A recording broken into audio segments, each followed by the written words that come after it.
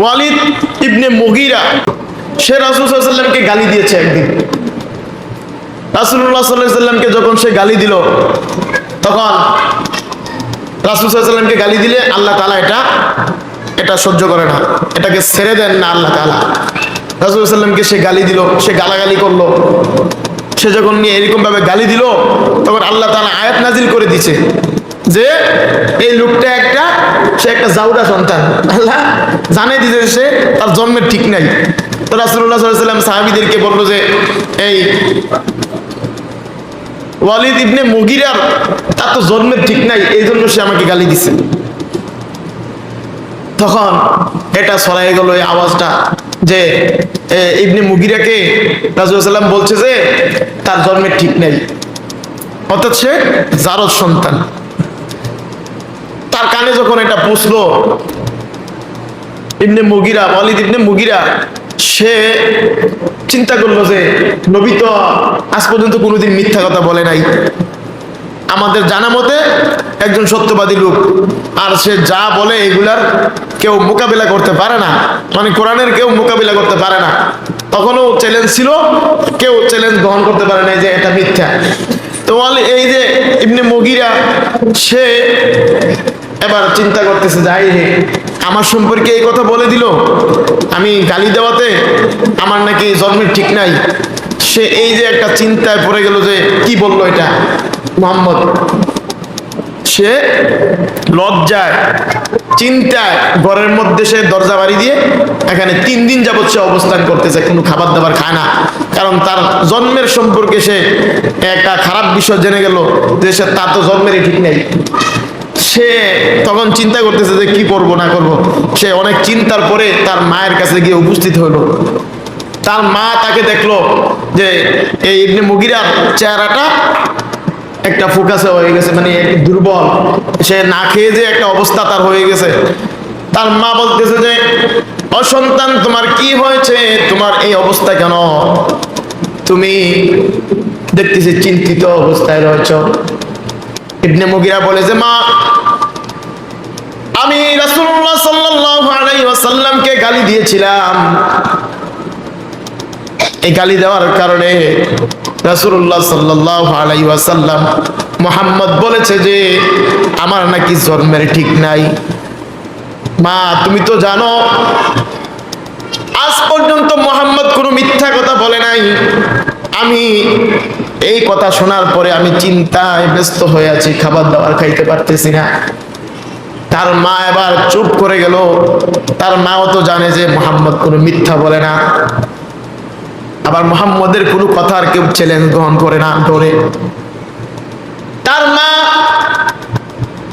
মা তো জানে যে তার জন্মের ঠিক নাই, এটা সে জানে ভালো করে। এবার ইবনে মুগীরা সে বলতেছে যে মা তুমি বলো রাসূল মিথ্যা বলছে না সত্য বলেছে। তার মা এবার বলতেছে যে মুহাম্মদ 100% সত্য বলেছে, কারণ একদিন বৃষ্টির সময় তোমার চাচা আমার ঘরে আসলো, আর সেদিনই তুমি আমার গর্ভে আসলা। অর্থাৎ তোমার বাবা, সে তোমার বাবা না, তোমার চাচাই হচ্ছে তোমার বাবা।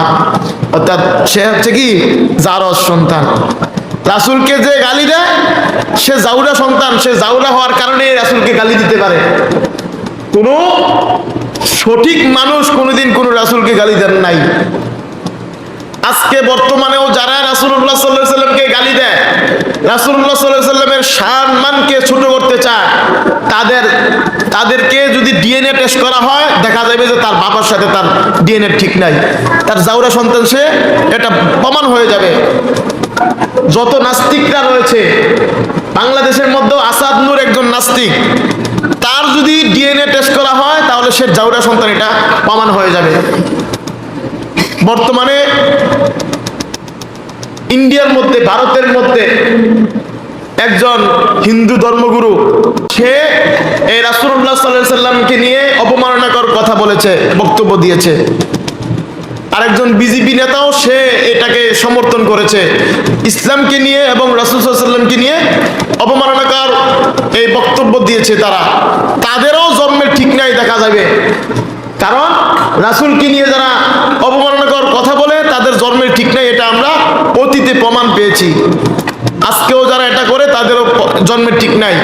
তবে যারা রাসূলুল্লাহ সাল্লাল্লাহু আলাইহি ওয়াসাল্লামকে অবমাননা করে কোনো গালি দেয়, তাদেরকে সরাসরি কতল করে দেওয়া হচ্ছে ওয়াজিব প্রত্যেকটা মুসলমানের উপরে। তাকে যেখানে পাওয়া যাবে সেখানেই তার কল্লা আলাদা করে দিতে হবে। যেইভাবে খুশি তাকে সেভাবে মারা যাবে, যেইভাবে ইচ্ছা। আপনি যেইভাবে পারেন তাকে সেইভাবে মেরে ফেলতে পারেন, আপনার সওয়াব হবে, আপনি জান্নাতি লোক হবেন। রাসূলকে গালি দিলে তার কোনো ক্ষমা নাই। আপনি আল্লাহকে গালি দিছেন, আপনার জন্য 3 দিন সুযোগ আছে, আপনি তওবা করলে মাফ পেয়ে যাবেন। কিন্তু রাসূলকে গালি দিছেন, আপনি আর তওবা করলেও আপনার কোনো সুযোগ নাই, বাঁচার কোনো সুযোগ নাই। তার একটাই শাস্তি, তাকে দুনিয়া ছেড়ে দিতে হবে। এই দুনিয়াতে তার থাকার কোনো অধিকার নাই। কোনো মুসলমান কোনোদিন এটা সহ্য করবে না যে রাসূলকে কেউ গালি দিবে। আল্লাহ তাআলা বলেছেন কোরআনের মধ্যে, আন-নাবিয়্যু আওলা বিল মুমিনিনা মিন আনফুসিহিম ওয়া আজওয়াজুহু উম্মাহাতুহুম। আল্লাহ তাআলা বলেন যে মুমিনদের কাছে রাসূল হচ্ছে তাদের নিজের জানের চেয়েও বেশি প্রিয়। আর যারা মুমিন তাদের কাছে রাসূল হচ্ছে জানের চেয়েও বেশি প্রিয়। আর রাসূল সাল্লাল্লাহু আলাইহি ওয়াসাল্লামের স্ত্রীরা হচ্ছে আমাদের মা। আমাদের নবী তিনি হচ্ছে আমাদের বাবা সমতুল্য। ওনাকে ভাই বলাও যাবে না। অনেকে ভাই বলে না, ভাই বলা যাবে না, রাসূলকে ভাই বলা যাবে না, উনি পিতার সমতুল্য। ওনার স্ত্রীরা হচ্ছে আমাদের মা। আর মুমিনদের কাছে নিজের জানের চেয়েও বেশি প্রিয় হচ্ছে রাসূল সাল্লাল্লাহু আলাইহি ওয়াসাল্লাম। রাসূল সাল্লাল্লাহু আলাইহি ওয়াসাল্লামের কোনো অপমান কোনো মুসলমান কোনোদিন সহ্য করবে না। কোনোদিন সহ্য করা কোনো মুমিনের জন্য এটা নিয়ম নাই।